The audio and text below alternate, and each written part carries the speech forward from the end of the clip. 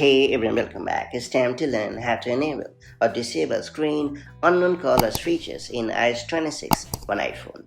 In iOS 26, you can set your phone to ask who is calling before it rings. This is a pretty smart way to keep the unwanted calls at a fair distance so that you don't get disturbed. So, if you're willing to set up and use this all new feature, let's get started. So, first and foremost, you have to launch the Settings app on your iPhone. After that, you have to scroll down to the bottom of the screen and choose the Apps option. And then you have to once again scroll down to find the Phone app and choose it. Then you have to head over to the Screen Unknown Caller section and choose the Ask Reason for Calling option.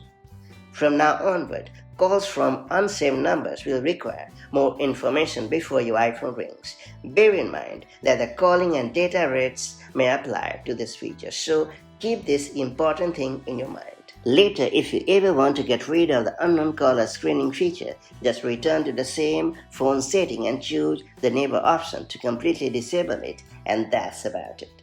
Now you know how to enable or disable screen unknown callers on your iPhone running iOS 26 or later.